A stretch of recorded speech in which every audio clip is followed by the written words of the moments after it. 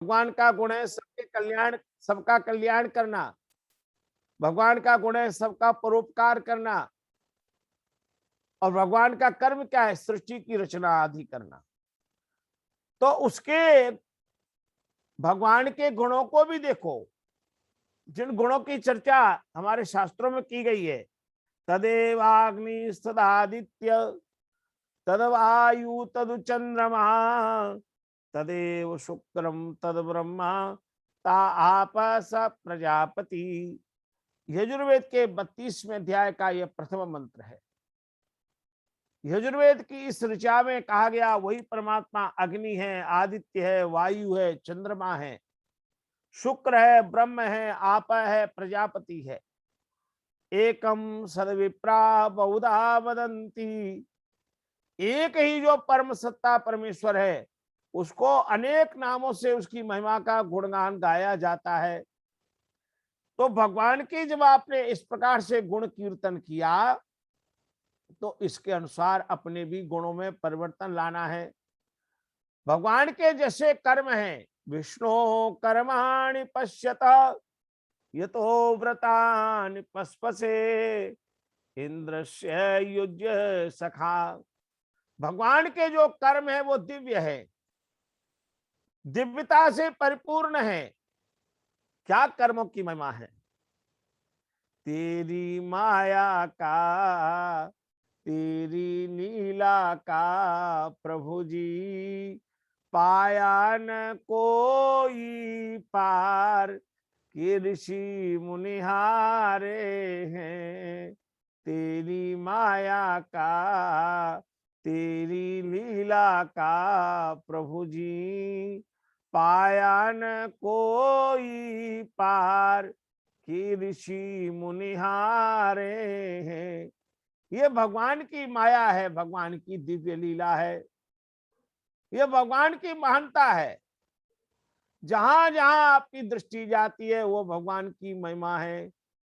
न तत्र सूर्यो भाति न चंद्र तारकम नेमा विद्युतो भांति कुतो अयम अग्नि तमेव भांतम अनुभाति सर्वम तस्य भाषा सर्वमिदं विभाति।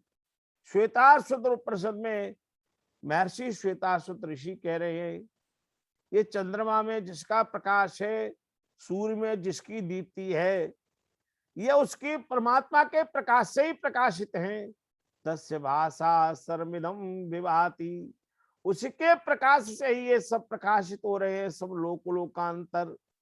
ऐसा जो परमात्मा है, उस भगवान का नाम बृहस्पति है। वह बृहस्पति जो ब्रह्मांड का पति है, उस बृहस्पति परमात्मा का जयगान है। तो इसलिए यहां कहा गया कि ईश्वर के गुण हैं, उसके जो कर्म हैं, उसका जो स्वभाव है, भगवान का स्वभाव कैसा है? करुणा से परिपूर्ण है। तुम सा दया निधान कोई और नहीं, तुम सा दया निधान कोई और नहीं। भगवान से अधिक दयालु कौन हो सकता है? इसलिए हम लोग संध्या केंद्र प्रार्थना करते हैं, हे ईश्वर दया निधे भवत कृपया अनेन जपोपासनादि कर्मणा धर्मार्थ काम मोक्षाणाम सद्य सिद्धिर्भवेर्नः। ये प्रार्थना की गई। हमने ये प्रार्थना की, हे ईश्वर दया निधि, भगवान दया के सागर हैं। तो हम क्या करें? हम भी भगवान के गुणों की तरह से अपने गुणों में अपने गुणों को धारण करें। भगवान के कर्म के अनुसार अपने कर्मों का निर्माण करें और भगवान के स्वभाव के अनुसार अपने स्वभाव का भी निर्माण करें। अपने स्वभाव में भी करुणा लाएं, अपने स्वभाव में भी दया का भाव लाएं। यह भगवान की स्तुति है।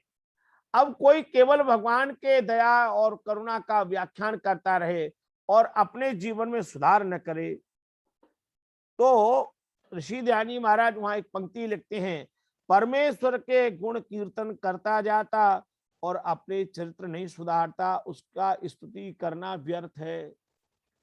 क्या बात है ऋषि ध्यान जी। हमारी बहन जी कहती हैं कि आचार्य जी के मुख से ये शब्द निकलता है, क्या बात है। वास्तव में ये ऋषि ध्यान जी की कितनी अनुपम व्याख्या है। हमारे देश में ऐसे लोगों को हम देखते हैं, और क्या देखते हैं कि कितनी बड़ी संख्या में लोग ईश्वर के गुणानुवाद कर रहे हैं, गाए जा रहे हैं, गीत गाए जा रहे हैं, रात रात भर करके जागरण कर रहे हैं। एक प्रक्रिया चल पड़ी है जागरण की। मैं तो 30-32 साल दिल्ली में रहा, आए दिन जहां देखो वहां जागरण जागरण जागरण हो रहा है। और भगवान तो जाग गए हैं, और जो जागरण करने वाले हैं जब सवेरा होता है तो वो सो जाते हैं। क्या बात है, रात को जागरण किया, कितने बजे तक, 2 बजे तक, 3 बजे तक। और जैसे ही ब्रह्म मुहूर्त हुआ जागने का, तो वो जो गीत गा गा करके जाग रहे थे, महिमा भगवान की गा रहे थे। और उन्होंने 8 बजे से गाना शुरू किया, रात को 2 बजे तक खूब गाया, नाचा कूदा। और 4 बजे जब जागने का समय हुआ, भगवान का ध्यान करने का समय हो गया, तो खुद सो गए।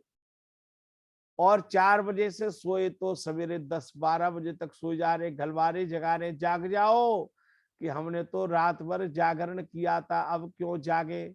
अब बताओ, ये जागरण है, ये जागरण कहलाएगा। भगवान का जागरण का अर्थ है भगवान के जो कर्म है उनको देख करके जाग जाओ, भगवान की महानता को देख करके जागो। भगवान ने गीता के अंदर जो कहा, उद्धरेतात्मना आत्मानं नात्मानं अवसादयेत्, आत्मैवात्मनो बंधु आत्मैव रिपुरात्मना। भगवान कृष्ण गीता के अंदर उपदेश करते हुए कह रहे हैं, अपने द्वारा अपनी आत्मा का उत्थान करो। उद्धरेत आत्मना आत्मानम नात्मानम अवसादयेत्, अपने द्वारा अपना पतन मत करो। गीता में जो संदेश योगेश्वर कृष्ण ने दिया है, उसी भाव को यहाँ कहा गया कि भगवान की स्तुति का अर्थ है अपने गुण कर्म स्वभाव को सुधारना। यह भगवान की स्तुति है।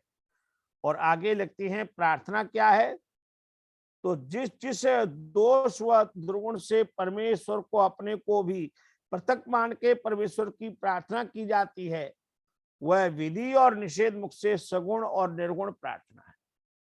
ये प्रार्थना भी 2 प्रकार की है, सगुण प्रार्थना और एक है निर्गुण प्रार्थना। ये भी 2 तरह की भावना है कि हम भगवान की सगुण प्रार्थना भी करें और भगवान की निर्गुण प्रार्थना भी करें। और सगुण प्रार्थना जब हम करते हैं तो क्या प्रार्थना करें, अग्नि नय सुपथाराय अस्मान विश्वान देव वयुनान विद्वान योदिस्मज्जुहुराण मेनो भूयिष्ठान्ते न मुक्तिम विदेम। यह भगवान की प्रार्थना है। क्या प्रार्थना की, अग्नि नय सुपथा, हे अग्नि स्वरूप प्रभु नए ले चलो, सुपथा हमें अच्छे मार्ग पर ले चलो। यह भक्त प्रार्थना कर रहा है, ये भगवान की हम प्रार्थना करें, अग्नि नय सुपथा। भगवान की जब हम इस प्रकार से प्रार्थना करेंगे, हे परमात्मा हमें सुपथ पर ले चलो। और क्या करो, एक प्रार्थना की, योधि अस्मद जुहुराणम एनह, हमारे अंदर जितना भी जो कुटिलता युक्त पाप रूप कर्म है वे हमारे से दूर कर दीजिए। मिथिलेश बहन जी, कितनी सुंदर प्रार्थना है। योधि अस्मद जुहुराणम एनह, भक्त भगवान से प्रार्थना कर रहा है कि हमारे अंदर जितने भी कुटिलता है, दोष हैं, उन दोषों को दूर कर दो। आदत बुरी विसार दे, बस हो गया भजन। आदत बुरी विसार दे, बस हो गया भजन।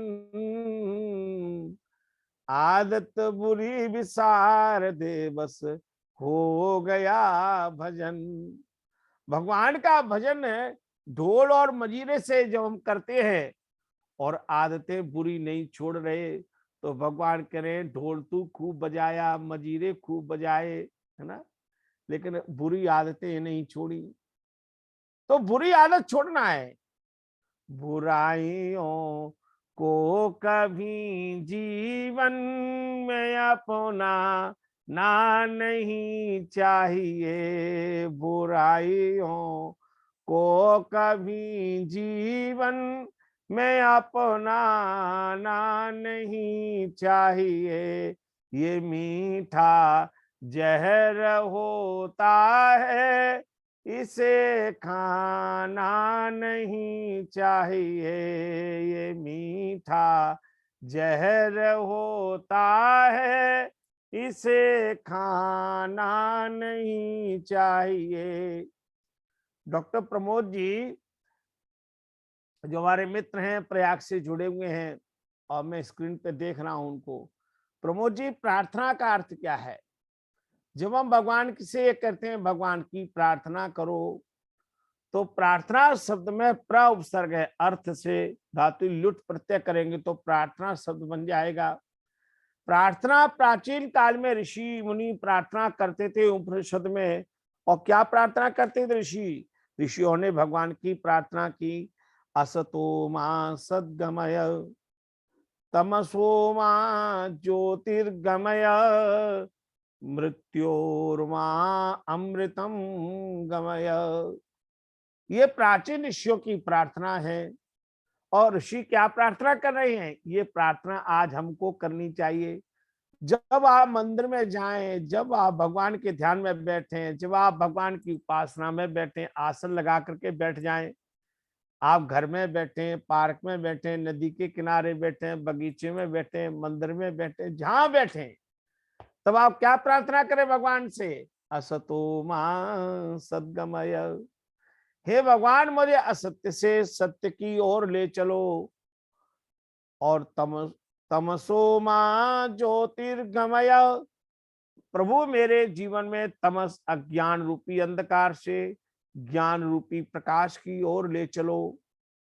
और तीसरी प्रार्थना करते हैं, मृत्योर्मा अमृतम गमय, मुझे मृत्यु से अमृत की ओर ले चलो, दुखों से सुखों की ओर ले चलो, और मुझे बंधन से मुक्ति की ओर ले चलो। क्या दिव्य प्रार्थना है!